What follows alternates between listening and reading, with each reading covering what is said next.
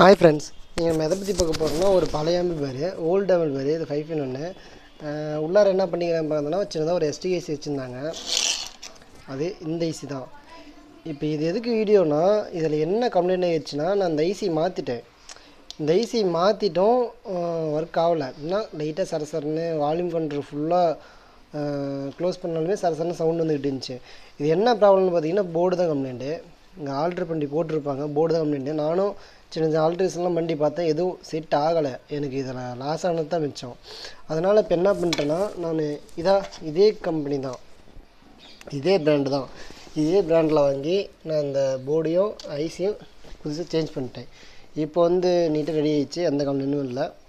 இந்த எஸ்டிஐசியில் ஒரு plus point என்னென்னா, நம்ம கம்மி வோல்டேஜ்லேயே அந்த ஆடியோ கிளாரிட்டியும் அந்த ஆடியோ டெப்த்தும் சூப்பராக இருக்கும். இதே நீங்கள் டிரான்சிஸ்டர் அதுக்குள்ளார போகக்குள்ளார ஹை வோல்டேஜ் அப்படின்னா ஹை வோல்டேஜும் ஆம்பியரும் கொடுத்தா தான் அதோட அவுட்புட்டு ஒரிஜினலான அவுட்புட்டு வெளியே வரும். ஆனால் இதில் அப்படி கிடையாது. ஐசி பொறுத்த வரைக்கும் நீங்கள் கம்மி வோல்டேஜ்லேயே கொடுத்தீங்கன்னா அந்த லோ வோல்டேஜ்லேயே உனக்கு நல்ல ப்ரமோஷன் இருக்கும். சின்னதாக சவுண்ட் டெஸ்ட் வச்சு பார்க்குறேன், பாருங்கள்.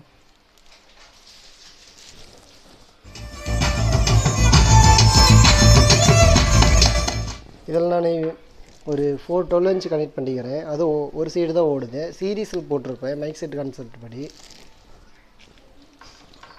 மறுபடியும் ஒரு தடவை வச்சு பார்த்தேன், பாருங்கள்.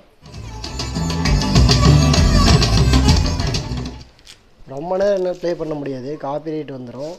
உங்களுக்கு இந்த லைட்டிங்ஸை காட்டலான்னு பார்க்குறேன், ஆனால் முடியல. நான் ஒருத்த வீடியோ எடுக்கிறதுனால பேக் சைடு போர்டு என்னால் காட்ட முடியல.